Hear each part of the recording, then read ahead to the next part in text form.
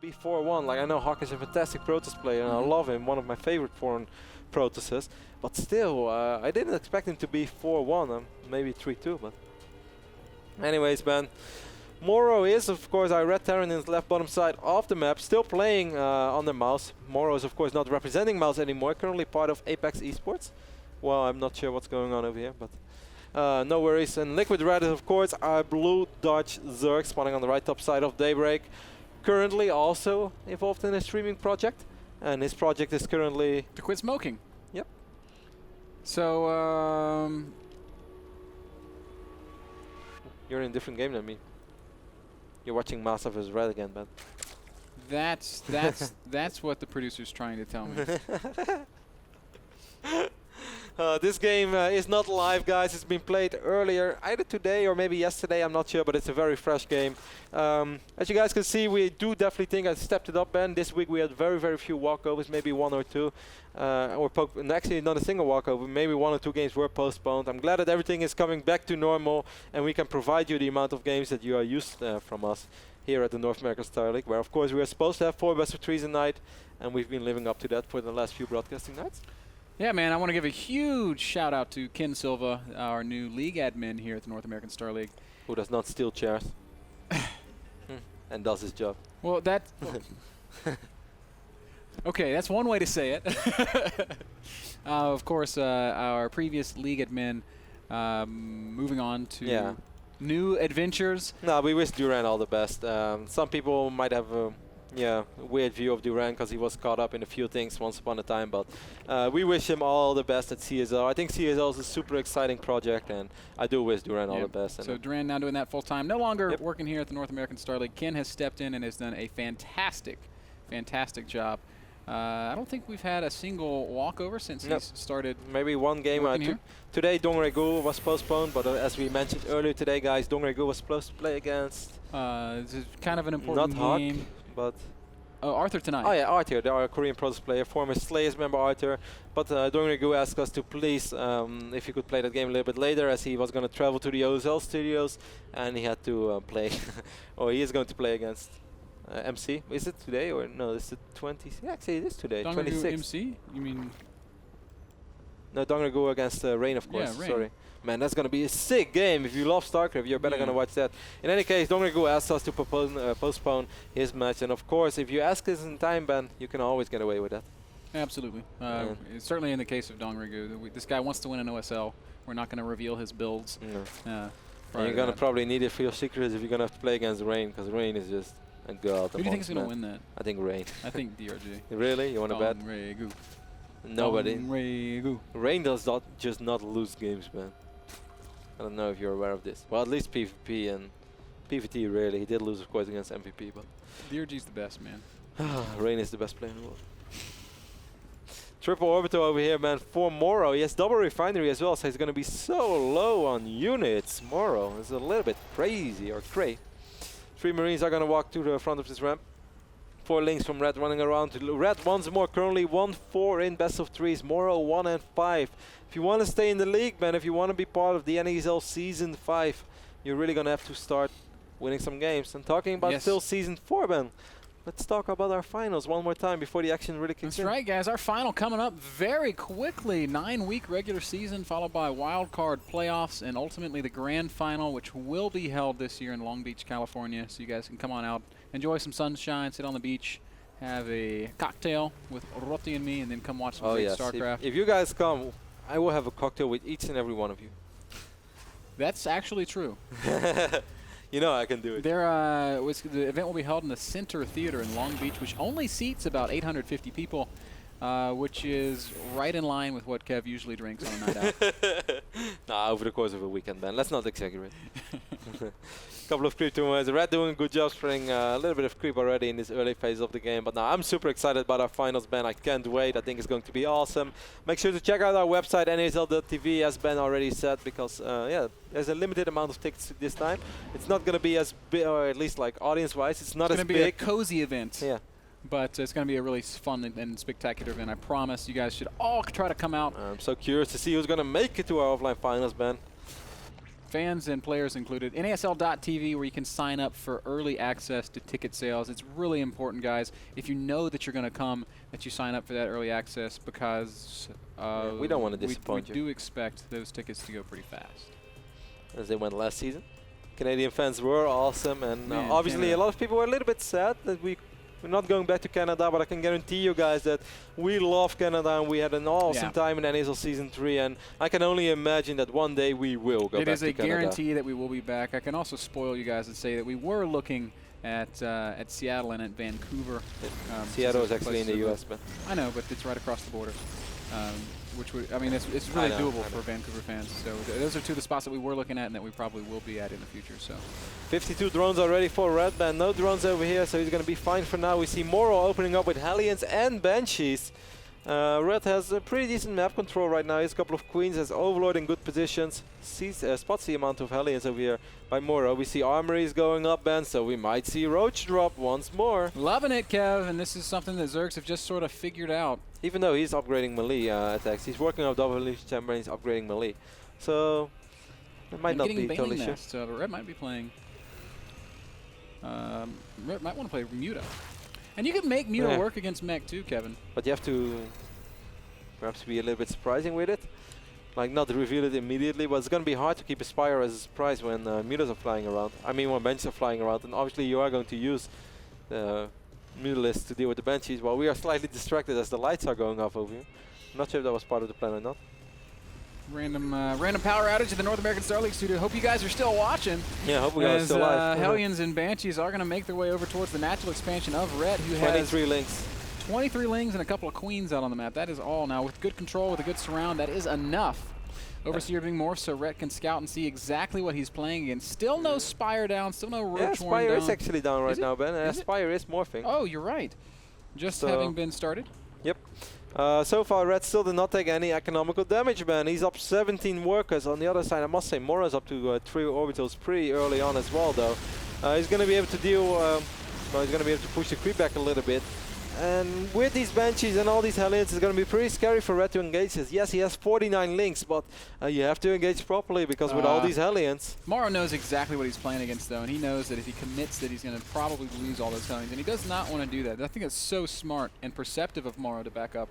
But on the other end, though, Ben, he let Red go uncontested right now, up to 78 drones. Don't joke about ghosts when there's a skull on when there's a skull on the desk. Freaks me out. I had no idea that you were this, like,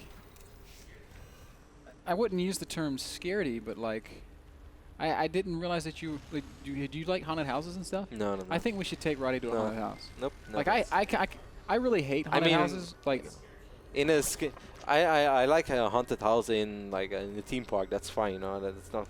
But there are like some of these myth stories about this one weird old house, which once upon a time a serial killer lived who killed his entire family, and his ghost is still flying around in the house. Like then, like people are like, yeah, let's go in. I would never go in.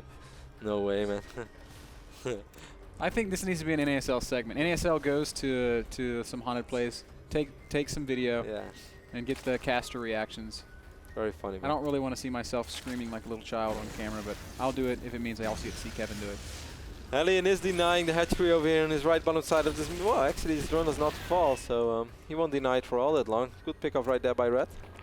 He does have 8 Mutas out on the map now, and he's now transitioning into drop play. I mean, I don't think these Mutas will do all that much damage. These turrets are a little bit late, so I don't think that Morrow was able to put the pieces together immediately. These Mutas actually do achieve one thing, Kevin. They force Morrow out of making siege tanks. He's gonna probably get back to Thor production after this next round. Well, he already has 4 Thors, and he has some Vikings as well, so I think he's actually fine. He might not make any more Thors. Look how much damage these Mutas took already.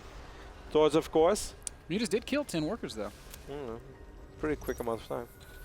First real damage being dealt in this entire game. Red right now been on 91 drones, and I don't know. I think Red is super scary. Once he gets up to economy like this, he's just an absolute beast. He's not been injecting perfectly, as he's been kind of ignoring his macro hedge. Red, why you know like macro hedge? You know, Kevin, we were just kind of talking about scary stuff. Yes. I want to tell you a funny story. No. And hopefully, no. Nothing too. No, it's not actually. So Connie has played the Slender Man game that you might have heard about. No. Okay. Well, it's like, it's just, okay, well, I'll save this story for when we have a break. Because, Okay. it looks like Drop is finishing up, and Rhett's getting ready to turn up the heat. This is a funny story. Cool. Rhett's getting ready to turn up the heat as he's got a lot of Roachling. He still has these mutas. Morrow's got a scary army. Yeah, though, Morrow Kevin, has and a... the more I think about it, the more I think making these mutas is really bad for Rhett because it gave Morrow extra time. I mean, there are 2 Banshees over here, Ben, as well. And yes, there are 8 mutas, but they're all kind of low in HP already. And the Taurs are probably going to focus these mutas first. The good thing that these more mutas will do is they soak up so much damage and basically remove potential DPS from these Taurs, what they would normally do on the Roaches. Nice bunk over here in beautiful position for Morrow. I don't know, man. This is like a mini Fort Knox. He's going to go for the main base. All these overlords over here are ready. Morrow is completely unaware of that, though. And he's not that well equipped to deal with Look Drop. how He does well- have some turrets, not a ton, though. Morrow, you're so blind. This time we don't have the Nidus network, which is a little No. bit of a sad thing, but I don't think it's going to matter too much. Here comes Red. He's going to unload in the main base of Morrow. Immediately, this army starts to mobilize. A lot of Hellions, though. A lot of Blue Flame Hellions, a few Banshees as well. Vikings are on the Vikings joining in the front. Here are the Taurs. Tanks are going to siege up. I don't know, man. Yeah, it looks like okay Morrow's for got Morrow. so much damage in this army that he's going to clean up a lot of these roaches. At the same time, mutas are harassing at the back of the third base, and even over here in the natural, they're going to get a lot of SCV kills, Kevin. But Rhett is going to lose this entire army, and how much did he really kill? If we look at resources lost, this was a little bit better for Morrow. He lost a lot of workers, going down to 50 workers, but 50 workers in triple orbital. Yeah, but he's not even mining right now from his third base. There are still a few Roaches alive over here as well, picking up more and more SCVs. And Ben, Red did not will. Excuse me, guys. Yeah, Rhett did not win that fight, but he did bring Morrow back into his base. He did slow Morrow down. What I want to say before I just almost choked on, I don't know, thin air. Look at these queens. Queens, what are you doing? Queens, there was no Nidus. Queens, go home, Queens. Go home, Queens. It's been a long night. Well, this is how they walk at the end of the night as well. Like, oh, I'm so drunk. No, what I want to say, Ben, Red had so much money, and during all this, he went up to Hive, he went up to Great Aspire. He's getting ready for that Broodlord switch. Red wants to drop again, but he's going to be flying right into a lot of Vikings. Oh, no! Morrow sees it, and immediately he's going to start picking off. Yeah, he's going to work on these first few Overlords. Actually, Roaches were in this. There are so many empty Overlords, though. This is like a guessing game. Which one is the jackpot? And a couple of full Overlords do end up falling off. Quite a few end up unloading as well, though, and that is going to force Morrow back to deal with this. One thing Red is doing a fantastic job of is buying himself time to get Broodlord tech in play. Look at the bank of Red right now. 6K minerals, about 1,200 gas. He's going to lose so many Overlords. He's going to lose every one of these Overlords, or nearly every one of these Overlords. Finally, Rhett comes up with some Queens to chase these Vikings away. I really like what we've seen out of Red in this game, Ben. Queens are going to join in the fun once more. These Mutalisks will fall unless these Queens start transfusing them. That's exactly what the Queens are starting to do. One Muta, Ben. One Muta. Can he do it? Oh, I got you, bro! And here comes his little buddy, the Infestor, but Red takes the time to drop a fungal and loses the his touch on that T key. During all this, Red did end up losing most of these Roaches, but as we said, man, he's been buying so much time for himself. And this is the Red that I'm used to see, you know, just a flawless Red. If you do not kill workers early on against Red, you're going to be in trouble. That's how it used to be, and that's how kind of what it is right now. As Morrow, yes, he does still have a pretty scary army, but he has 15 siege tanks, Ben, and he's never even been close to hitting a timing. And there are 11 Broodlords on the map right now. 11 broods out, no anti-air out though, Kevin. These Vikings are going to be really scary. Well, how many Vikings? There's one Viking, man. Oh, what happened? Oh, I guess the Muta was actually the all-star. He killed like 15 Vikings or something. Nah, there were not that many Vikings yet. Morrow is going to spot the Broodlords right now as well. Morrow is up in the army supply. Look at these two tanks, rogue siege tanks, defecting from the army. World of Tanks. My mom said I couldn't be anything. I said, I want to be a Zerg. I want to be a hit squad tank. Look, they're like silly siege tanks. Boom, boom, boom, boom. They're actually going to kill this hatchery. Red's not even sending anything down there until a couple of Roaches show up. Drone's going to come off the line, but that hatch will fall. Now, I suppose the argument here is that those tanks aren't that useful right now because of this number of Broodlords that are out, so it's going to free up supply for some more Vikings. Yeah, but he still has 19 siege tanks. He was up to 15. Apparently 5 more popped. So it's really time that he starts losing some. Red knows it. Red's like not even going to kill him. He's like, all right, you can just have that base. Oh, here come the Broodlords. They'll clean this up. Cool. So now we are in that late game stage here with the meching player against the Broodlord Infestor player. I would like to see Red just go and attack Ben. I think he's giving Morrow a bit too much time to at least have some sort of a chance. I still don't think it's really going to matter, as Red is so much richer than Morrow. And Morrow has so much useless supply. Well, Red, don't sacrifice Infestors. I know you're rich, but he's going to end up... Well, okay, only ends up losing one. Takes a lot of damage on the other two, but as long as they're still able to drop a fungal later on. As long as they love you. Morrow moving around the bottom half of the map now as Red's trying to take 6 and 12 at the same time. No Daybreak, though. Very hard to expand to these middle expansions. Ends up losing on one oh no! Siege Tank's gonna shoot at these Infestors. One Infestor will fall. What Second are you doing, Infestor. Red? He's gonna lose all of his Infestors. Wow. 2 of them will live to fungal another day, but these Vikings are getting quite a few shots up on these Broodlords as well. And Red still has a close to invincible army, Ben, and it's still looking very good for him as he's so incredibly rich. But he's not playing a flawless game over here. No, 5 Vikings at a time for Morrow, who is beginning to transition into Ravens, Kevin, and Seeker Missile Red is very good. Once more, lost at least one Infestor over here. I think it was only one. I like that Morrow's recycling tanks like this. He's not getting tons and tons of kills, but he's denying that critical 5th base. He's really slowing Red down, and he's not dumping all of his army and then having nothing for a period of time. He's slowly transitioning out of tanks into a sort of Sky Terran. 15 Broodlords right now, Ben, on the map. We still have 13 Corruptors against 11 Vikings and 5 Thors. But as you said, Ben, the Ravens are pretty scary. If those Ravens would hit big time on the Corruptors, the Vikings might be able to win the air fight. How many Infestors do we have on the map? Only 5. That's not an insane amount. So many Broodlords. Yeah, with 15 and 16. So I think a big problem 16. that Red often had in PvZ is that he just made too many Broodlords. This is maybe not too many, but it is a whole hell of a lot as we are going to see a fight right now. Where are the Ravens? I don't think they have enough energy for Seeker Missile. They don't. Really unfortunate. Perfect time for Red to attack. Vikings being microed back. Thors not dealing that much damage, and a great job by Red using Transfusion and his Queens to keep these Broodlords alive. Would have loved to see a couple of missile turrets from Morrow, so he has something to fall back on. 17 Corrupted right now, Ben, and now Red doesn't have to worry about losing this air battle ever. Even though he's losing 2 or 3 Broodlords over here, he has 17 Corrupted. You need an insane amount of Vikings to deal with that. Yeah, or an insane amount of Seeker Missile, and unfortunately there's only 2 Ravens out on the map, so that's not going to really be an option. Red has denied this central expansion. He's going to float over to the top left now. And this is the strength of Broodlord Infestor, wow. Kevin. This is the strength of the 4 supply Broodlord. Red is not really mining a whole lot right now. Surprised how few he's mining. Well, you know, Morrow's continued to deny expansions. He's got another tank in the bottom right. So that's one thing Morrow has going for him, if somehow he can kill this army. I hear Seeker Missiles, but I'm not sure on what. The Corruptors is still going to town on these Vikings. Fungals will land, and eventually Morrow ends up losing all of these Vikings.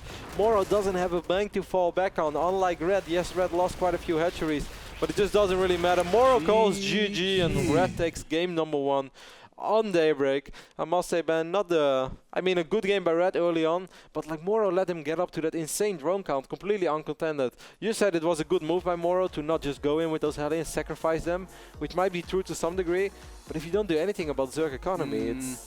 I mean, I don't know that sending those Hellions in would have been the right answer. Maybe he should have found some other way to do some damage to Red. I thought Morrow played a pretty solid game, but I mean, it's the super late game Zerg army that is so really hard to deal with. But it was also the bank of Red. Like, Red was so much richer than Morrow. He had so much money. He was very, very rich.